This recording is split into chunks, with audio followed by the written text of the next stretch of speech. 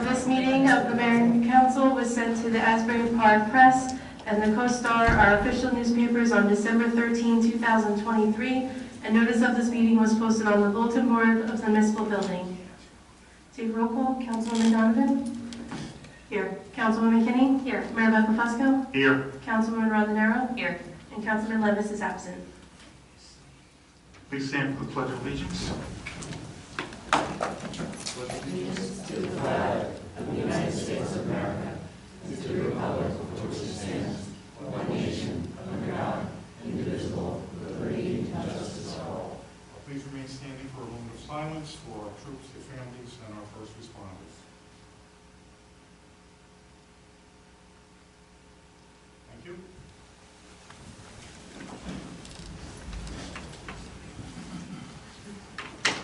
Tonight we have a proclamation that Councilwoman Rodinero is going to read. It's a little lengthy, so just bear with us. And it's about the being a stigma-free community, and goes into why taking care of mental health issues is so important. Thank you, Mr. Mayor. Stigma-free community. Whereas the Monmouth County Board of Commissioners, along with the Monmouth County Department of Human Services, supports the designation of stigma-free communities in every municipality. And whereas at their June 26, 2018 meeting, the Monmouth County Board of Chosen Freeholders unanimously passed a resolution supporting the designation of Monmouth County as a stigma-free community. And whereas Monmouth County recognizes that 1 in 4 Americans has experienced mental illness, including substance use disorders in a given year, according to the National Institute of Mental Health. And whereas mental health problems are more common than cancer and heart disease combined, affecting children and adults, including more than half of our Iraq and Afghanistan veterans treated at Veterans Administration hospitals. And whereas, given the serious nature of this public health problem, we must continue to reach millions who need help. Whereas the stigma associated with the disease of mental illness is identified as the primary reason individuals fail to seek the help they need to recover from the disease. And whereas stigma-free communities aim to inspire public interest and open dialogues about stigma, raise awareness of the disease of mental illness and substance use disorders, and create a culture wherein residents who have the disease of mental illness and/or substance use feel supported by their community and neighbors and feel free to seek treatment for the disease without fear of stigma. And whereas promoting awareness that there can be no health without mental health will break down barriers and encourage residents of all ages to be mindful of their mental health and to ask for help when needed. And whereas local resources are available to treat the diseases of mental illness and substance use disorders, so no resident needs to suffer alone or feel hopeless. And whereas establishing stigma-free communities will raise awareness of resources, inclusive language, and encourage residents to engage in care as soon as the need is identified so recovery can begin, hope is inspired, and tragedies are avoided. And now, therefore, be it resolved that the Borough of Belmar recognizes the community need and supports the effort of the County of Monmouth in designating the Borough of Belmar as a stigma-free community. Thank you. Let's move on to workshop discussion. Tonight we're going to have a little presentation by our borough engineer, Jim Orris, on marina and infrastructure improvements. Take it away, Jim. Thank you, Mr. Mayor. Good evening, members of the governing body and members of the public, professionals. I did bring a map because while we're going to talk a little bit about the marina, and maybe I'll start there, I also brought a map which is a culmination of and a compilation of some of the priorities that we've developed through administration, through public works, the sewer and water department. But with regards to, can everyone hear me? Okay. Would it be better if we sat down there? I mean, I don't know if we... This, like this? Yeah. Yeah, that's better. No, I mean, if we all face... Sure. This way they can see the map. What's happening up here? Nothing. I'm not going to be having a presentation this evening. Okay. Okay. With regards to the power plant. So with regards to the marina, we developed an overall comprehensive multi-year plan on what improvements are required with regards to our marina. The number one priority that we identified with regards to the need is the replacement of the fuel dock. Last year, we had to do a temporary repair on the fuel dock. That temporary repair is holding up. We had to refloat some parts of the fuel dock because the floats underneath had deteriorated and actually fallen into the bottom of the river. So it was less flotation. There was less flotation, and it was much more stable. We were really concerned that the actual concrete decking could wind up collapsing and falling through to the bottom, taking the gas pump with it. So we were able to, in a very fast way, get new floats underneath. We worked with Belmar Marine, and we were able to do a temporary repair on the fuel dock so that we can continue to have fuel for our residents. And by way of reference, that's the only fuel on the Shark River. So without that fuel dock, many of the boating public would be without fuel. That's not to say that the marina head boats, the party boats, don't have fuel because they have their own fuel supply. So it only affected the recreational boaters. Again, the number one priority is going to be to replace the fuel dock. We have been in contact with the supplier that we would like to secure docks from. They're the Bellingham Marine. And any bid that we put out on the street will be an or equal. So it's not as though we're choosing them. We're just picking a product that specifies what the borough is looking for in terms of the type of dock, the structural integrity of the dock, the surfaces of the dock, how the electric and the fuel lines are going to run through. We specify all of that and or equal. So we're just about ready to go to bid on that project. I would say within 2 weeks we should be able to go out to bid. The good news is we originally thought that lead time on these docks was more like 6 months. And that was back, we talked to these people about 6 months ago, and they said that their docks were 6 months out due to a backlog of material, there was leftover COVID impact. However, since that time, their lead time on the docks now is 12 weeks. So we're looking at a 3-month lead time. So the general schedule would be to go out to bid late August, have about a 3 to 4 week bid period, hopefully award the project in October, and have the docks here for February for an install, which would be the best time to do it because of the downtime of the recreational boating people. We did talk about trying to stage the installation of the docks to make sure that we could always have one pump open, but logistically it's difficult. It can be done, but it adds a lot of cost to the project, which the borough really doesn't need to incur on that particular project. So that's the update on the marina. That's the first phase of the priority for the marina. But we did put together an overall budgeting plan so that in the years to come, borough can budget for future projects. There are other pilings that need to be replaced. There's other docks that need attention. And the last thing I should mention is that docks J, K, and L had an electrical upgrade. That work will be completed hopefully within the next 60 days. The contractor was waiting on supplies with regards to some of the pedestals needed to be upgraded to a 50 amp service, and they were not readily available. So that contract is with Maggio Electric, and they should be done hopefully within the next, like I said, 60 days. So that's the update on the marina. I don't know if anybody has any questions. How long does the installation take once we get it in February? Good question. I would anticipate once they're here, they can set them in place, drive the piles. It should be 2 weeks, at most 30 days on an install for the, for them, and that would only be if there was complications with the piping and electric. Yes. Linda Sharkus, 4th Avenue. You provide us with a copy of the plan for the marina after you go through this phase of doing the gas stop. You said there's other steps, but it would be nice if we had those items in the timeline for getting to them. Certainly. I believe that I've submitted it to the borough. If not, I will make sure that a copy of it is on file with the borough clerk, and then that way we can make it available in that fashion to anybody that wants to get a copy of the marina improvement plan. Thank you. You're welcome. Yes. Well, I'm assuming this again is a floating dock, right, similar to what we have. Right? Yes. So is there any kind of way that we can prevent the breakdown of the dock, like what we currently just went through with the foam and all of that? Or was that just wear and tear over time? Or do they make them differently now that they're kind of better than stay on salt water and all those storms and stuff? All good questions. So the docks that are out there now they were sized at the time for what they felt was the appropriate size. The new docks that we're specifying are going to actually have double the supports with regards to the internal supports and the tie rods that hold the systems together.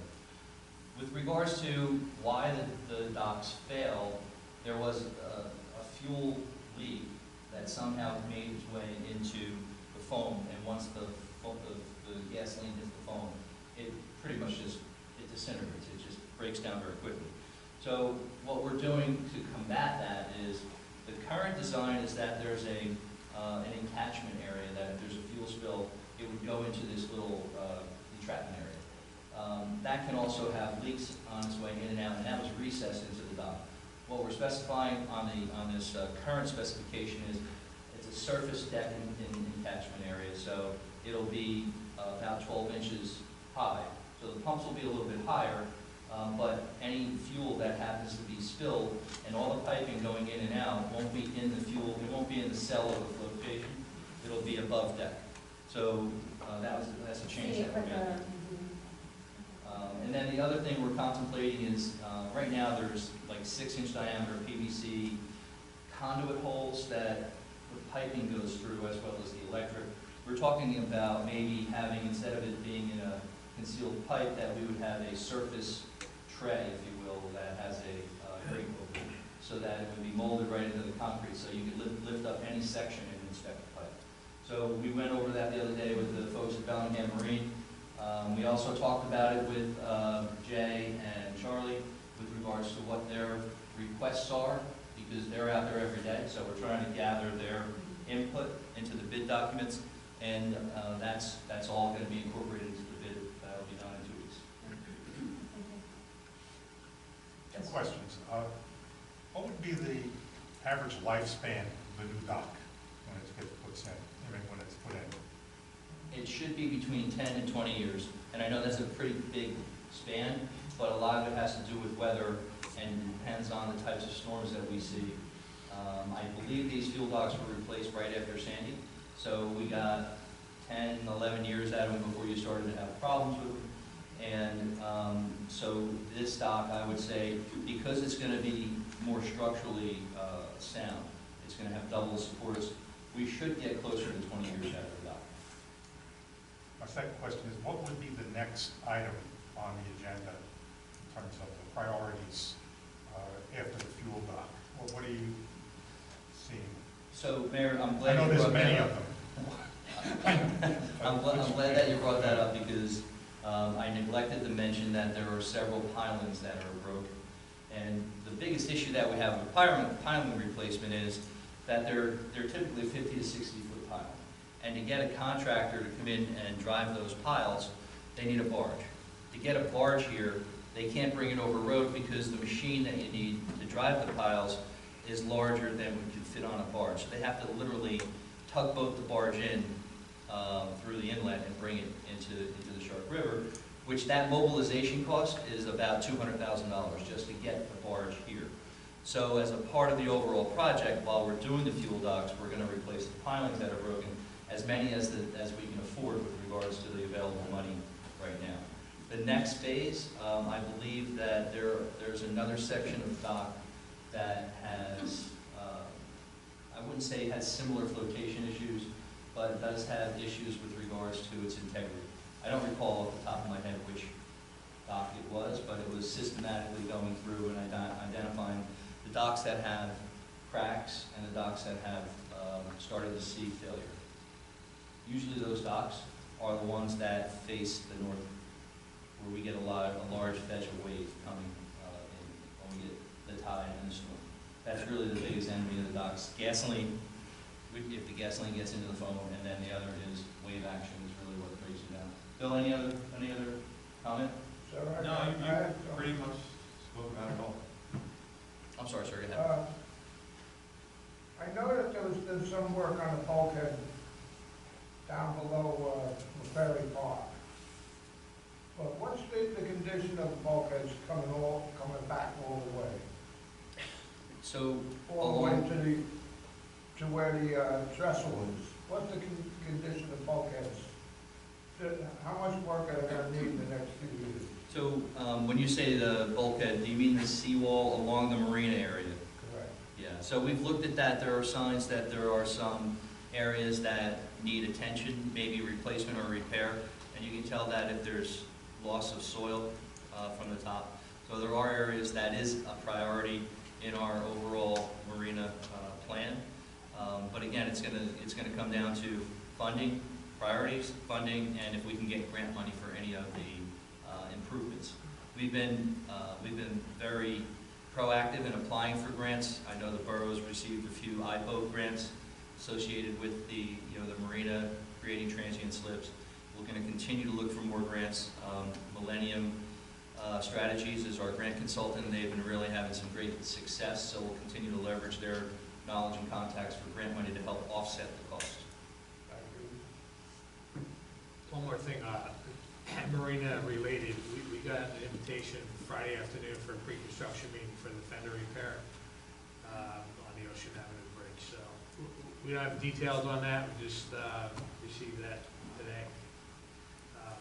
So we'll be going Friday afternoon to Monmouth County for a pre-construction meeting, and they're going to talk about details for the Ocean Avenue Bridge, the fender system. And that was something that the county had actually had a few public information sessions, which was lukewarmly received by the party boat community because there's concerns. They're going to be going all year long, so we need to do our best to work with those folks because they're paying rent, they're trying to make their living, and I think the county is going to do their best to do that because they have plans to make sure they have the minimum width that the party boat community is looking for so that they can get in and out during the day. Maybe you could just explain very briefly for people that might not know what a fender repair is. Sure. For the Yeah, bridge. it's not like the fender It's on not your a car. fender on a car. It's- Guardrail for boats. Yeah, so the fender is kind of what it says. It fends off boats from running into the structural components of the bridge. So those fenders are usually made out of piling and wood, and over time they deteriorate, so those fenders are no longer functioning. So if they were to get hit hard, they probably wouldn't do much to stop the large boat from damaging the bridge. So that's why the county is moving forward to replace those fenders.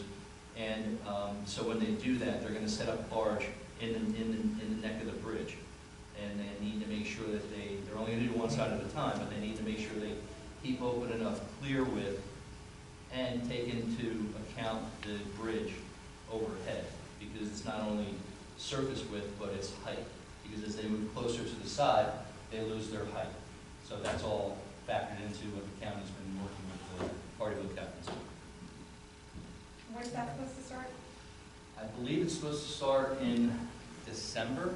We'll find out exactly. Yeah, I'm not sure exactly, but it's either late this year or early next year. There's typically in-water restrictions for work that you're doing. That it's regular. It's related to migratory fish and what have you. So, but we'll know more. I'll be able to provide an update to the administrator, to the governing body on the schedule. Will that affect vehicle traffic over the bridge at all? To my knowledge, no. The bridge is going to stay open. Hadn't they started that removal of some of that fender before the Main Street Bridge had its issues, I think? They may have, I'm not sure. Yeah, they removed some of the fenders that were rotted. You know, they used to be out like this, they used to have arms out, sorry? They were probably concerned they would fall in the water. They were, I mean, I spoke to one of the gentlemen, they used to stick out like this, and now it's cut down to here. So, Right. But that was just before the Main Street thing, so I guess they stopped, they didn't want any additional issues with getting in and out. Right. All right, sweet. So just to clarify, the bridge will be able to open and close normally? Yes. With traffic and boat traffic and, okay. Yes. Yep.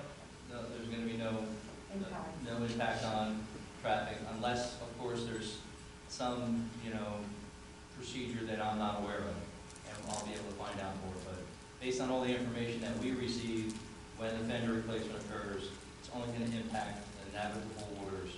The Coast Guard's going to be involved. They'll have to have, be notified and approved of the plan and so forth. far as vendors, what materials do you use basically? And is there a material that is more sustainable? You were saying it was like wood that you use. So is there something else that could be more sustainable and last longer? So another good question. So back in the day, we would use creosote, which is oil-based material impregnated into the wood. Then there was a time when we used the treated CCA lumber. I don't know what material the county's using. It's a county project. It's not a borough of Belmar project, but I can find out. It's probably, it could very well be like a PVC coated material, or it could be a green heart, or it could be another type of material that has been proven not to be detrimental to the environment. Okay. So that's the marina. I also wanted to talk a little bit about streets, roads, drainage, sewer, water. So what I brought with me this evening is a color-coded map. What we were able to do when we came on board is very successfully work with Public Works, work with administration, work with the sewer department and the water department, gather the information that's been collected over the years in terms of the needs within the community. There was various areas of material of information, but it really wasn't compiled into a matrix. So when we talk about what the priorities are, and I know it's small. Is this on our website? it is not, but we could put it on our website. And again, we have a report that was prepared that explains the methodology of how we looked at the roads, looked at the sewer, the water, the drainage, and then we came up with a list of road, and there's actually an Excel spreadsheet that's sorted by road and sorted by priority or its rating. So I know it might be tough to see, and there's a lot of colors up here, but just by way of reference, yellow is bad. We made it real technical. Yellow is bad. Purple is poor. Blue is fair, and green is a road in good condition. So you can see we have a lot of roads in that bad and poor condition, and that's part of the reason why we're focusing on some of the roads that are ready to go to bid, hopefully this fall. As a matter of fact, one of the road projects that we have planned for this year is 5th Avenue from C to Main Street, and I'd like to point out that that was a project that was it's DOT funded, but it was awarded in 2022. So it's a project that we have to have awarded to a contractor by November of 2024. So that project is going to include sewer replacement as needed. We're also going to be redoing the road. Any areas that need storm drainage improvements, we're going to be taking a look at that, making sure that that's taken care of. And we're also going to be taking care of any areas where we have lead service lines. And I didn't mention the issue with lead service lines, but when we talk about water main replacement, the EPA and the state of New Jersey has a requirement that the water department identify any lead service lines or galvanized service lines.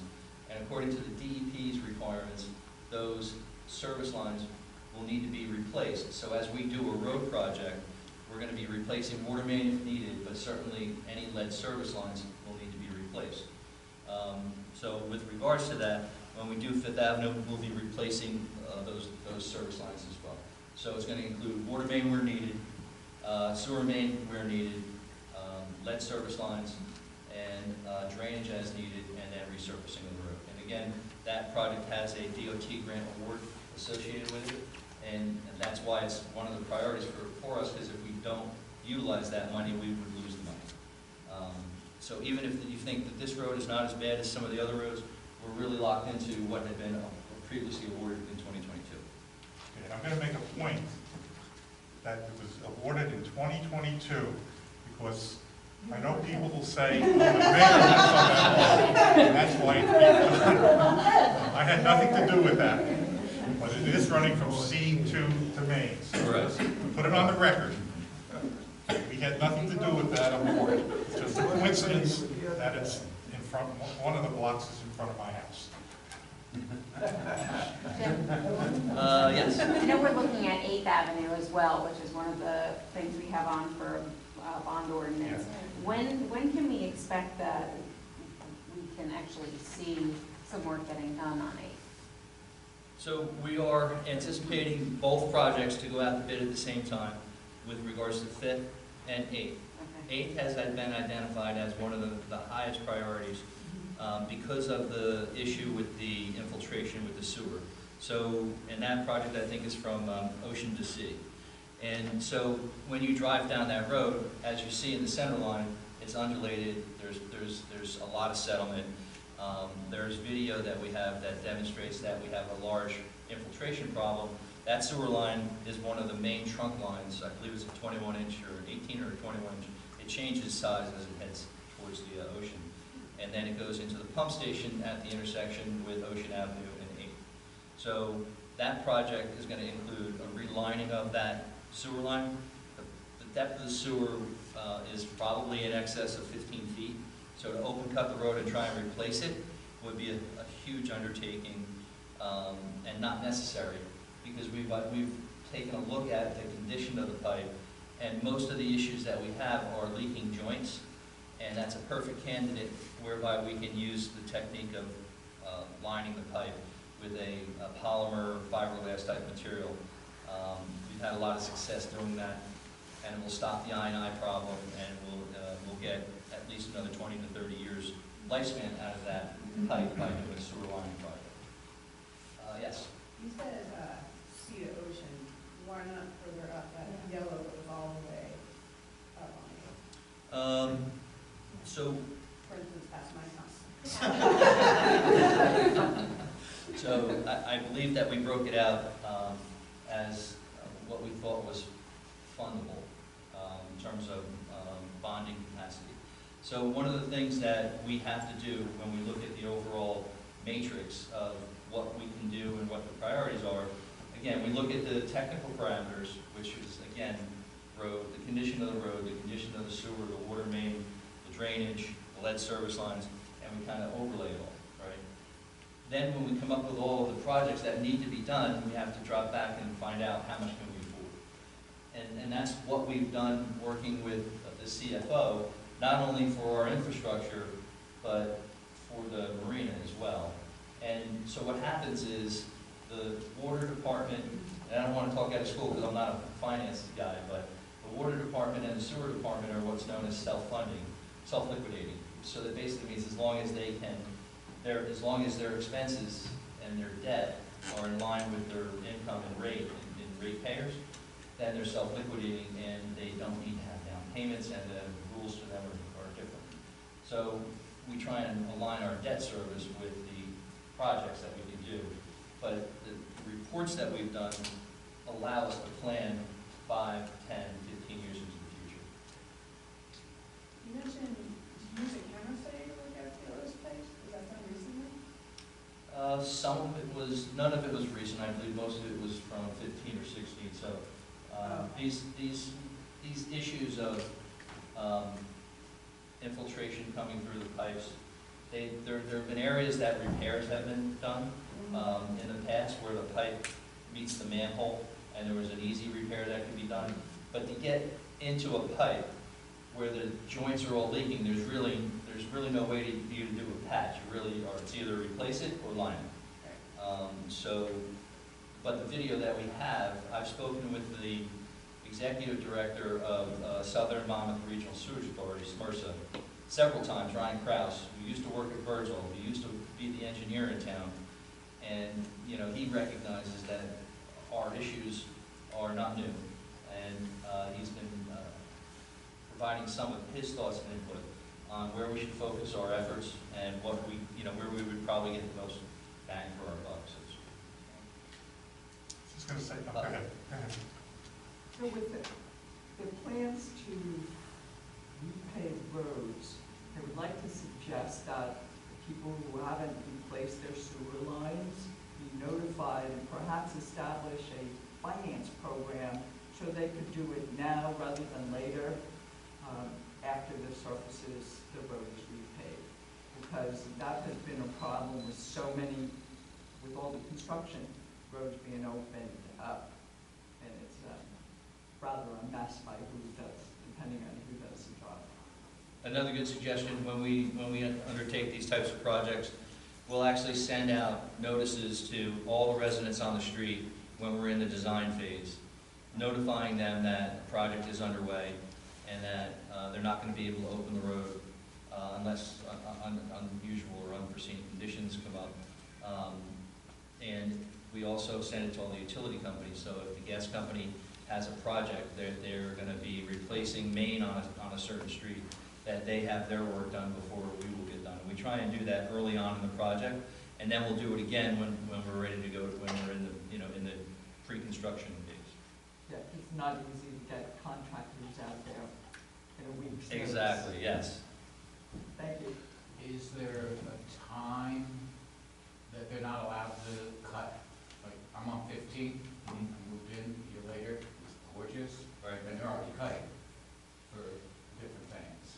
I have to check the ordinance. Madam Clerk, do we have a moratorium on road opening? Yes, It's 5 years. And just by way of reference, I think DOT is 3 years minimum. So it's like double the restriction. So that's why we want to make sure we notify the residents, so that everybody has a chance to do whatever it is that they need to do. If they happen to be on an oil heat system and they don't have a gas supply, if they want to replace their water line, sewer line. Selling your house, rebuilding your house, Yeah. meaning you can't plan 3 to 5 and out. So Right. that I understand. I was just wondering if there's, the base. 'Cause like I said, it's been maybe 3 since 15 was done, and it's starting to get cut up in a lot of places. Yeah, well, I don't know in particular, It's still a but lot better than the rest. than some other streets, right?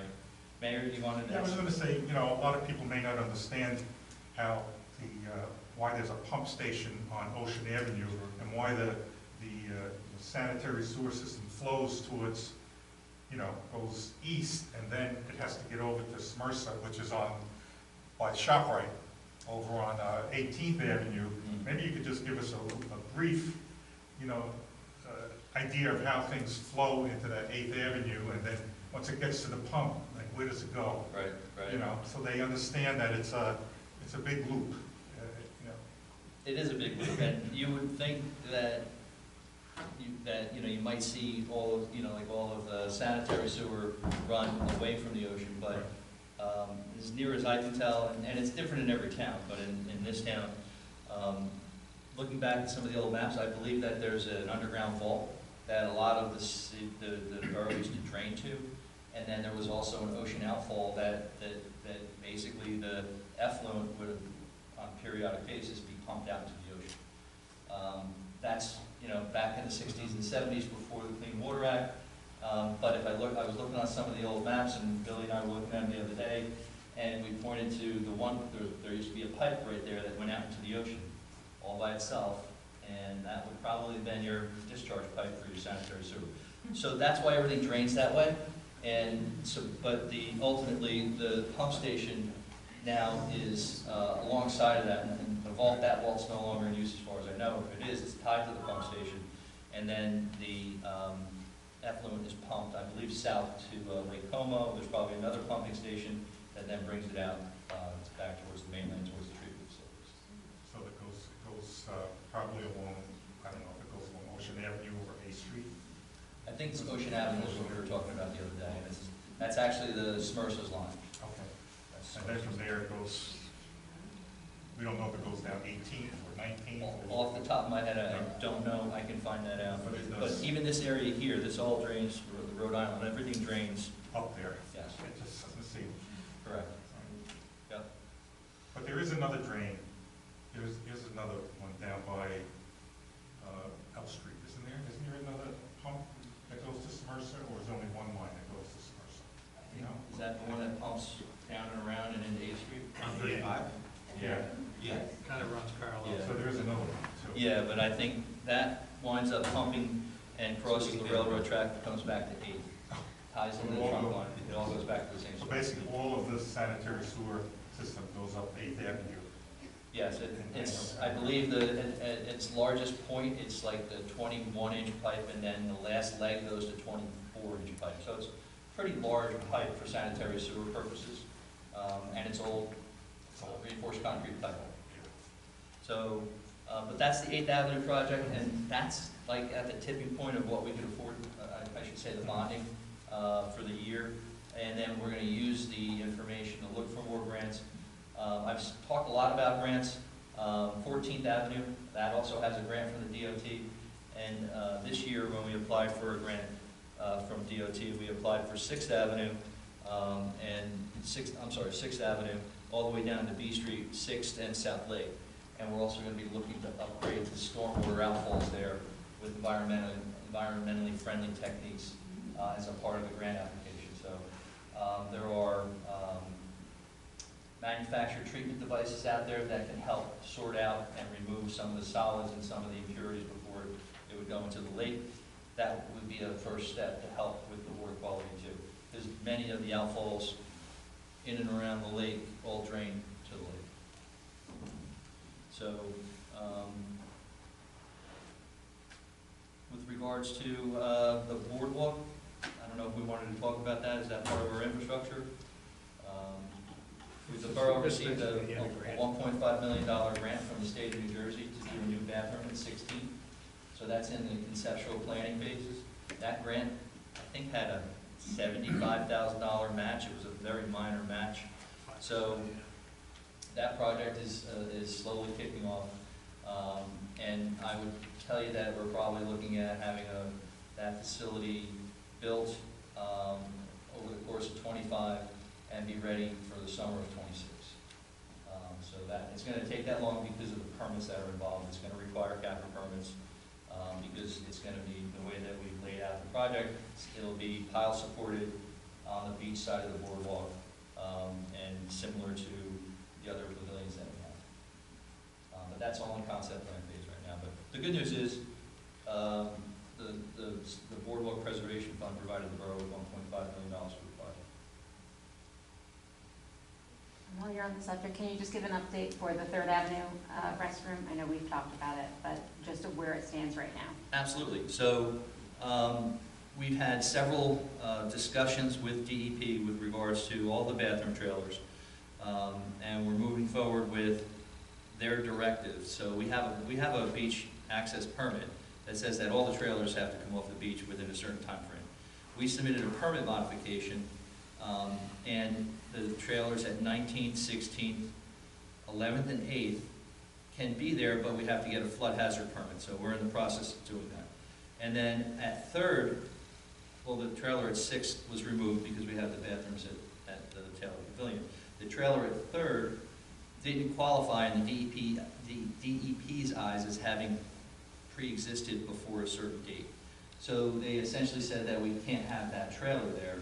So we're going to apply for a CAFR permit so that we can get a permit to build or put a trailer back there. So that's the intent. From a regulatory standpoint, we have to submit for a CAFR permit as a new, not a pre-existing location, as a new location, which would include a CAFR permit and a flood hazard permit. That's going to take some time, but they're typically on a clock, meaning a 90-day clock. Once you submit, date complete, takes 90 days, and then that clock, they can always ask for extensions, but it's something that can get permitted over the course of the off-season months. And that'll give us enough time, if need be, to purchase a new trailer? Yes, and we should be cognizant of the delivery times on the trailers and talk about how that can happen, for sure. Great, thank you. You might as well touch on a couple other engineering projects you've been working on.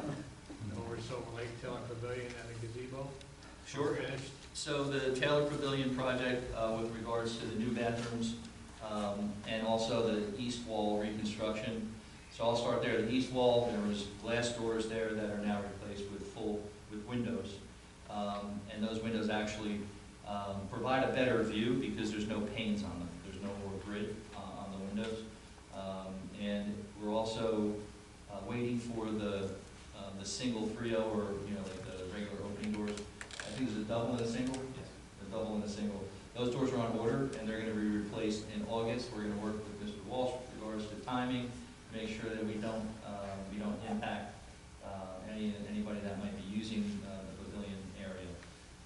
regards to the bathrooms, they're substantially done. There's some punch list work that needs to be attended to with regards to paint, or there was an issue with one of the mini split units that had a lot of condensation, damage to the wall. We have to work with the contractor on that. We're also working to make sure that the stainless steel panels are either, make sure they're correct. From what we've seen from the submittals, they are the correct 304, T304 stainless. And the contractor has made a recommendation with the specific material that it should be cleaned with. If that doesn't work, we're going to tell them to pull the panels out and get us new panels. Because if they're going to exhibit that type of discoloration and brown color, it's not going to be acceptable. And we do have that contractor still on his performance bond. He's not even made any maintenance bond, so we haven't paid him.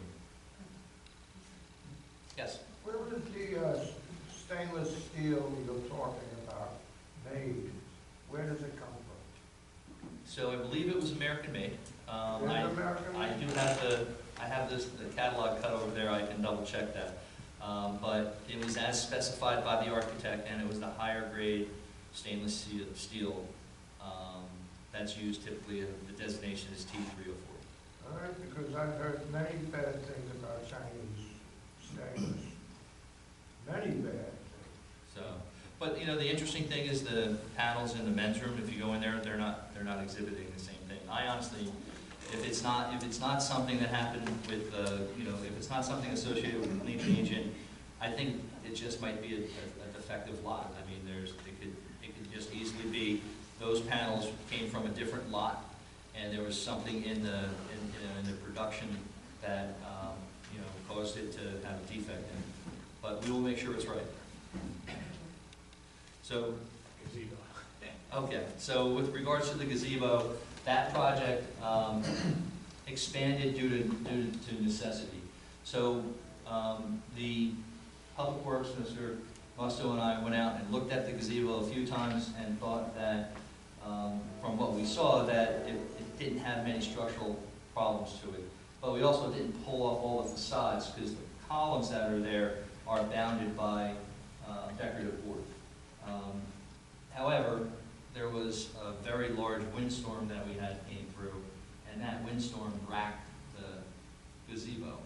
And at that time, we pulled off the boards and identified that at least 4 of the 8 columns had been deteriorated at its base, and they were no longer in contact with the decking or with the supports underneath.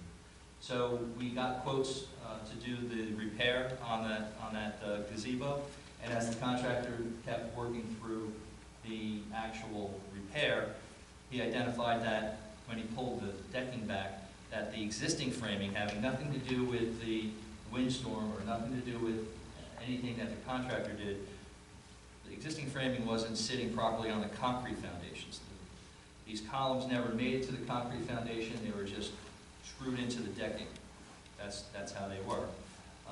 So we had to devise a way to make the columns structurally sound and look at the framing in and around the columns. So that added more time and effort to the project. And then as we peeled back more of the decking to finish the project, we identified that there were some large notches in the framing that needed to be addressed. So there was additional framing to do that. All of that took time with regards to when we identified the problem, then we had to drop back and come up with a solution, and it all needed inspection.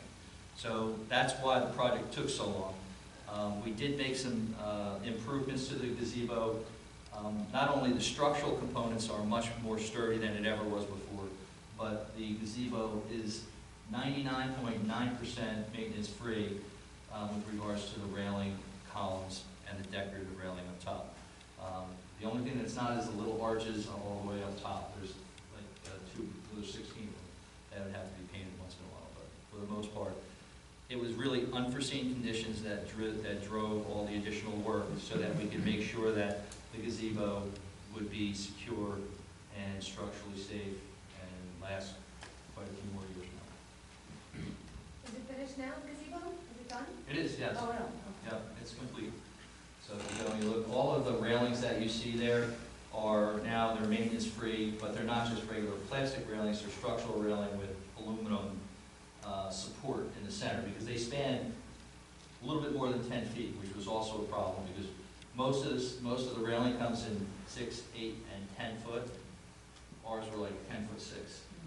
So there was some struggles with that as well. But the gazebo took longer than we had hoped for, but you have a much stronger maintenance-free gazebo now, at least from the roof down.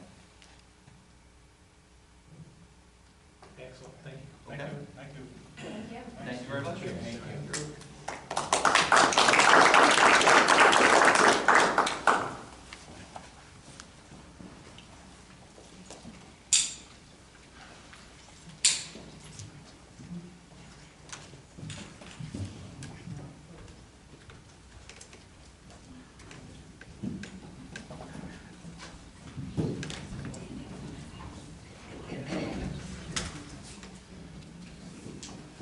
Thank you again, Jim, for that enlightening presentation. I think I learned a few things too. Next, we have softball field improvements. And I have a feeling Councilwoman Donovan is doing this. Don't worry, this is much shorter, both in that and my last presentation. So, while this warming up, I'll just kind of start. I had the honor of, Can you hear me? Great. I had the honor of coaching my daughter's softball team this spring, which was a wonderful experience. I played softball growing up.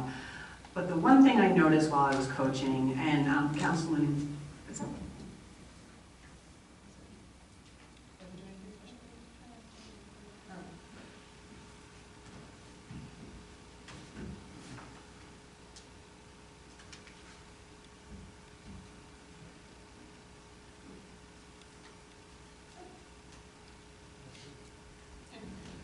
Anyway, the one thing that we noticed was, and Councilman Levis isn't here today, but he and I were on the same track before we even spoke to each other about that, and he's been working on this with me, is that even though there are a lot of beautiful baseball fields around here, there is maybe one decent girls' softball field over in Spring Lake Heights.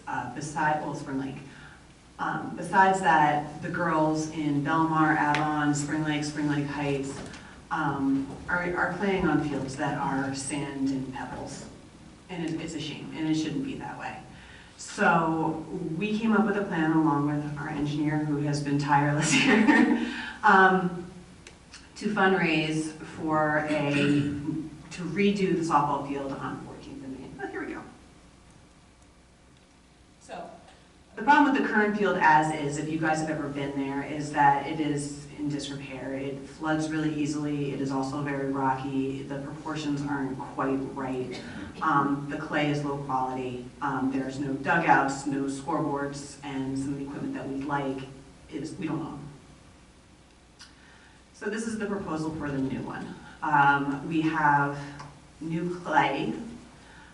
We have a proposed dugout, which would be fencing along the sides with a hard top, which was recommended to us by many people.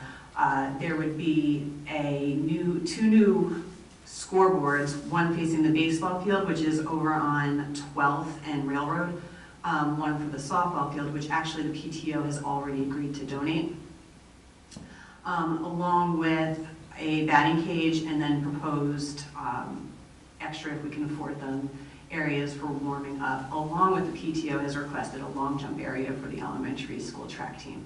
And that's that light blue area there up on the top. So that's the proposal as is. We wouldn't do this all at once. This would come in phases. That's the team I have to sneak a picture in. The phase one would be the new clay and the scoreboard.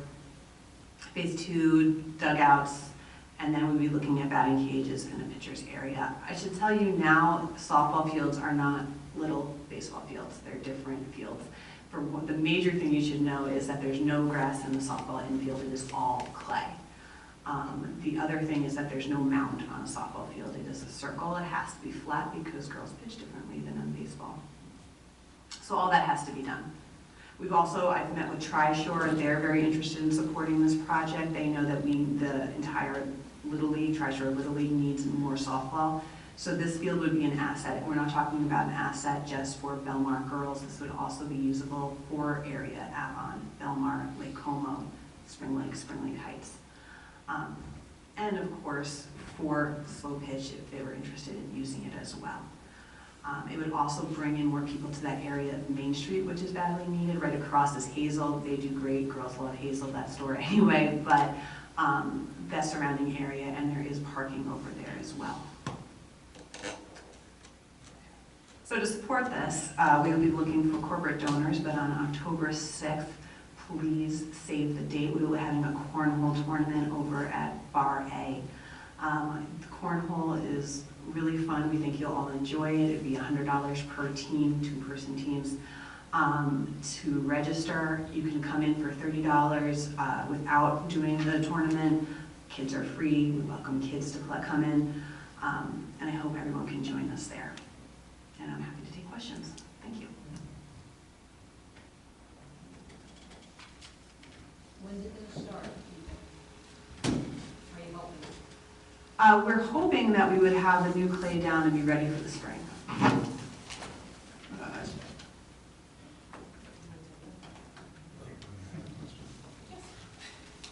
What's the cost for the different phases of your project? We priced out the new clay in that first phase between around $30,000.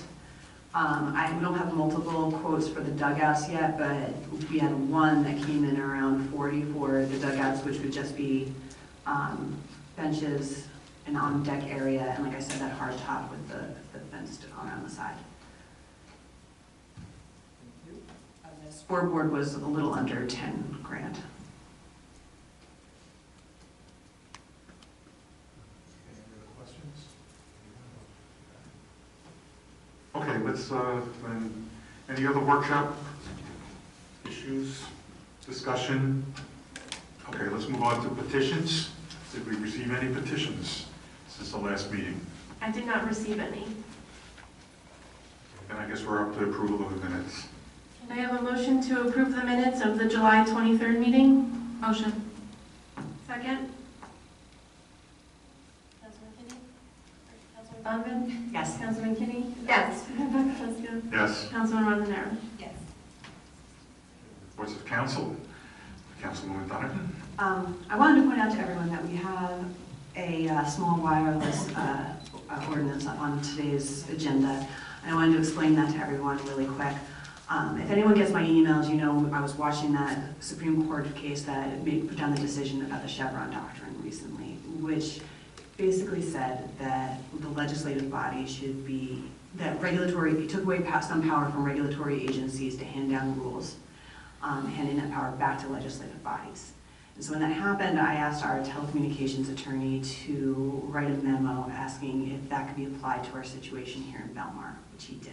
And the result is this ordinance. And what it does, I wanted to make sure to explain this, is that the current lawsuit is between Verizon and Monmouth County. One of the possible outcomes in that lawsuit is that it would get sent back to the beginning again here in Belmar. That's when this would apply. This makes it small cells illegal on Ocean Avenue. One of the questions I'm anticipating is why not all of Belmar? And that's simply because that would not be reasonable, and a judge would throw that out. Does that mean that that would stick? Maybe not. But we see 3 possible situations here. One is that it gets sent back to the beginning, and Verizon challenges us, and they win. One is that, another is Verizon challenges us, and they lose. And another is that Verizon evaluates this situation and decides that they then have to take the chance that if they challenge us and they lose, that they are setting a national precedent that will not work out for them. And so we are hoping that maybe they will consider that and decide to work with us instead. And that's your Verizon update. Environmental Commission, I am under the impression that there has been a vendor packet that has gone out to a goose mitigation service, so we're waiting on that, but that's a good step in the right direction. We have applied to 2 more grants, a wetlands grant and one from a private company, which is we applied for 2 more grants, so that's great. We've also been slowly getting the idea down to do a video on recycling for the borough and Lake Como and the elementary schools, so that is in very, very early stages. We will be having the next Tourism Commission meeting is coming up tomorrow. I was lucky enough to attend the first breakfast for the new Chamber of Commerce yesterday, and looking forward to working closely together with them to bring in more people to all 3 of our business districts, the Marina, Main Street, and Ocean Avenue. And finally, the Harbor Commission is very excited about the plans presented by the engineer, and we are looking forward to getting moving on these really big, really important projects. Thank you. Thank you. Councilwoman McKinney. Thank you, Mayor. And thank you, Mr. Orris, for your presentation. That was great. Wonderful updates on everything happening in town. Thank you, Councilwoman Donovan, for your Verizon update and this exciting softball field improvements. The only update I really have is just recreation. Fall signups for soccer are still happening now. You have a few weeks to register for both that and fall tennis signups. Winter basketball signups clinics are already starting for that. The next signups for clinics for winter basketball is September 1st.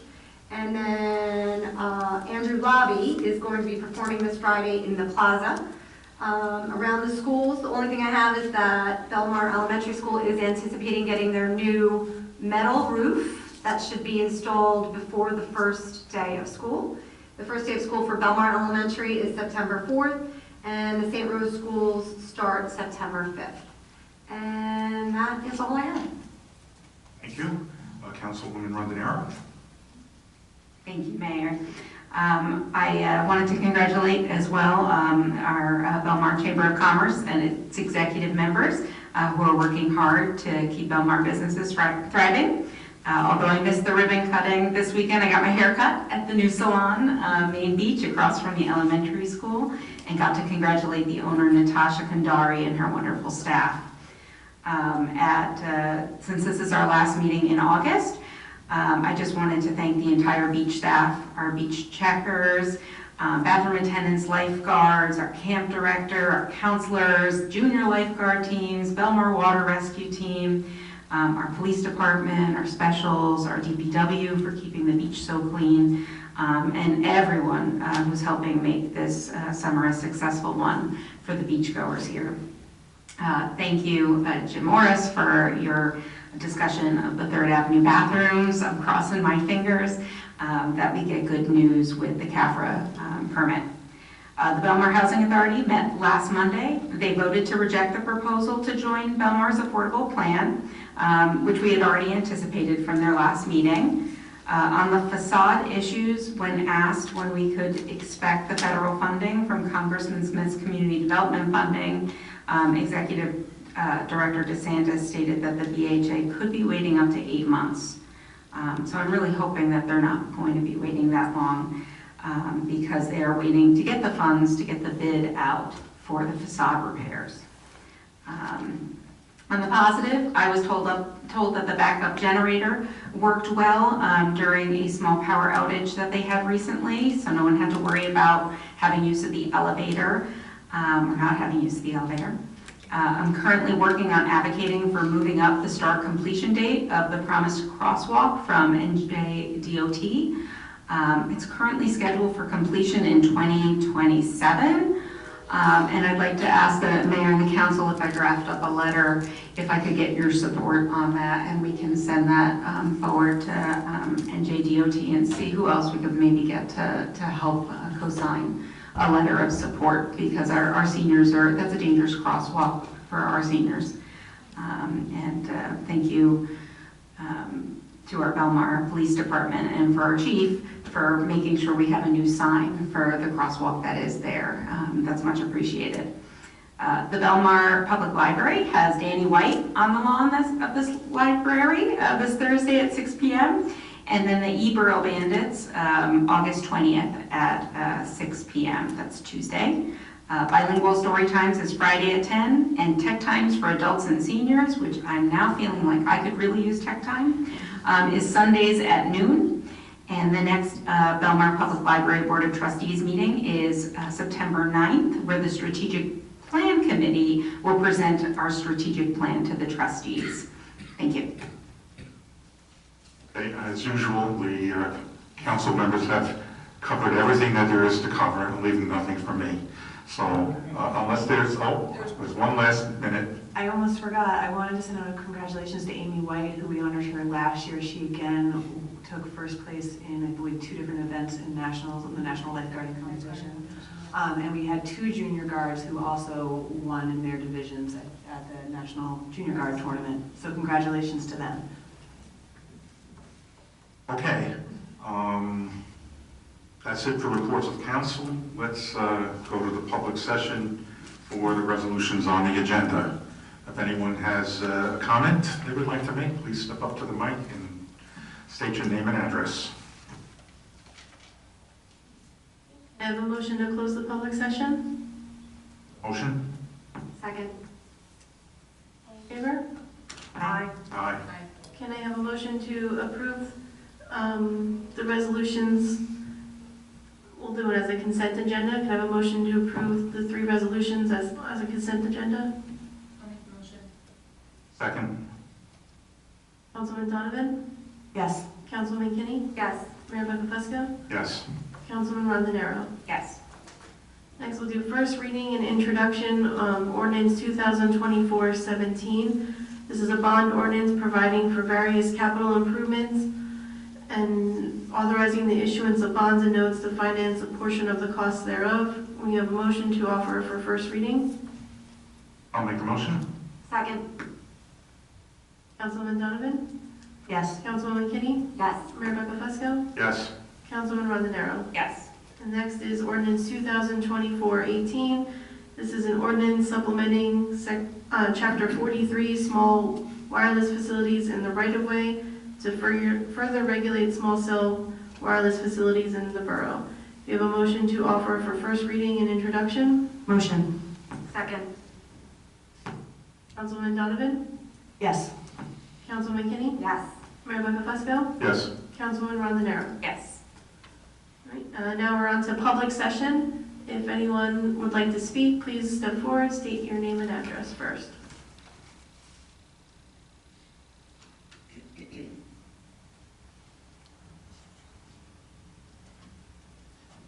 Claire Hayner, 18th and B. Can't let a meeting go without somebody saying something. I know we like to be ahead of things a lot of times, kind of like we were with the plastic bags and everything. So maybe we can start thinking of, don't get that going. Maybe we can start thinking about something with the e-bikes, okay? The skid marks on the boardwalk is a pure sign. To me, it's a mini motorcycle. They should go the same way a car should have to go, and everything else. So food for thought, kind of like the Flutter Flag workshop, let's have an e-bike workshop, okay? Second thing is the beach is coming to a close, let's say, in a couple weeks. Has there ever been a study done as to the timing that we open the beach? Like right now, I think it's 9 o'clock. Like maybe we start to open it at 8 and close it at 4 to see how many people come on before 9 that don't pay versus people that come on after 4 o'clock. Food for thought, okay? And my annual Run for the Fallen is coming up on September 29th, approximately 9 a.m., and I will be back to remind everybody, and I'm sure we'll have some publicity on it. Thank you. What day of the week is that, Claire? Sunday. It runs for like 4 days, but they'll be coming through here on Sunday. We don't need a special event for it, they just cruise right through the town and everything, so. And last but not least, Councilwoman Kinney, congratulations on 19 years of wedding bliss. Oh. Thank you. Today's my anniversary, but thank you for everything. I did have a quick question about that, if I could just direct that to Chief Scott. What are the rules with e-bikes? I mean, do they fall under the rule of a regular bicycle? Do they fall? Very complex. There's 3 different levels of e-bikes.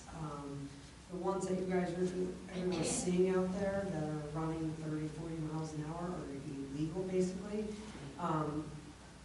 People are being told to register them, but if you go to DMV to register them, you can't register them. I have a whole PowerPoint presentation that I could send to you so you could look over it. But there's 3 different classes, and it really depends on which one and what rules apply to that. So meaning like some don't go as fast as others, because I see people flying without a helmet. I mean, it's crazy, like almost running people over. And I've been looking into the different ordinances the towns around us have, like Wall Township has an e-bike ordinance, Manasquan has an e-bike ordinance. So it's something that we can look into to make it fit for Belmar. I don't think, the one in Wall Township's great, but the roads in Wall Township are highways. They're not, municipal streets and stuff like that. So I can definitely, we can get together and talk about it. I'd like to do that. I'll meet with you on that. That would be great. Yeah, if you could actually send that to all of us. Absolutely. Then we could all take a look at it. Yeah, it's not just simple. And I just worked with the Chiefs Association in the Monmouth County Prosecutor's Office.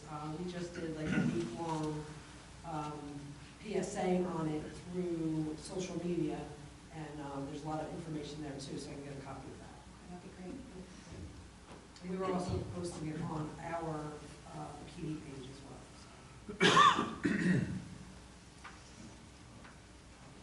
Mark Pfeiffer, 319 Fifth Avenue.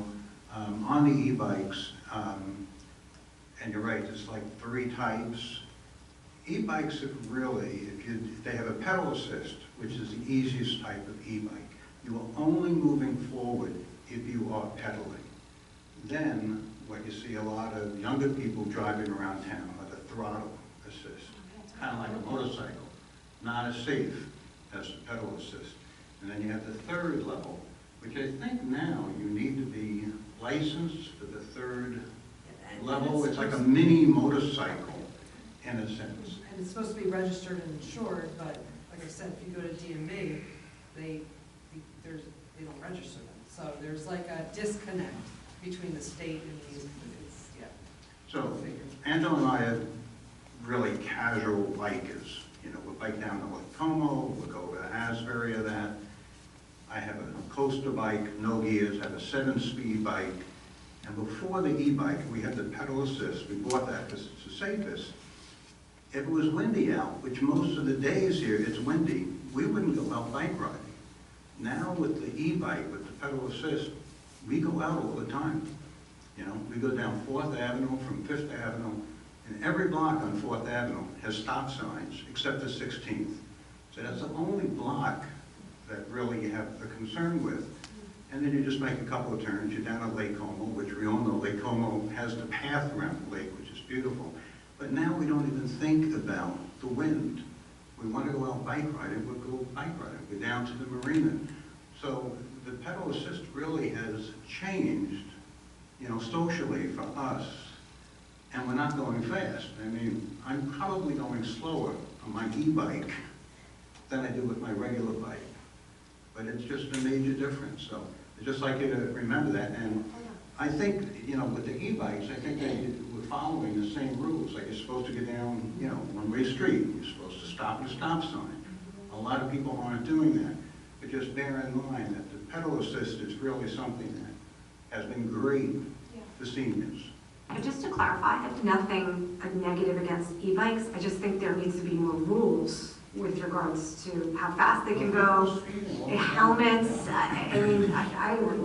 the boardwalk. There should just be much stricter rules and regulations, in my opinion, because I think people are going to get hurt, and probably have already. I think it's really about enforcement. Because the people who are not paying, they're doing what they want to do, are going to continue to do it. It's really about enforcement. All right, thank you. I know for the path that we proposed for around Silver Lake for the grant is the same or similar to the one around Lake Como. How well does that hold up to something like an e-bike? Do you have any idea? Yeah, the porous pavement will do just fine with the e-bikes. That's not a problem. Mr. Pfeiffer's concern, I know that the chief is looking in or has contacted Monmouth County for a traffic study on 16th to see if there's something that can be done. Several residents have reached out about the speeding and maybe needing more stop signs on 16th, and I completely agree with that from living right off it. See a speed sign on 16th? Yes, Okay. yes, we added That was a a, stationary permanent speed sign eastbound on 16th Avenue, which took several months to get the approval to get on there, so I understand with the state with the 8th Avenue, it's not a phone call, hey, can we do this? Yeah, okay, so it's not that we're not doing it, it's just the turnaround on county and state responses is not that great. We had I believe a resident at the BHA make a very good point about maybe there's something that we can do borough-wise with kind of flashing lights or something at the crosswalk that's current in the meantime, since we are waiting for I'm not sure that we DOT. can do that because of the lights for the railroad, for the train. It's too close, and I think that's more the reason why it was being moved over. It's too close to the flashing lights for the train. any other comments? Motion to close the public session? I'll make the motion. Second? Second. All in favor? Aye. Right, we have one more item. It's a resolution 2024-162, a resolution of the Council of the Borough of Belmar authorizing to adjourn into executive session, whereas it has been determined by the Borough Council that it is necessary to discuss the following specific matter at its regular meeting in the absence of the public, pending or anticipated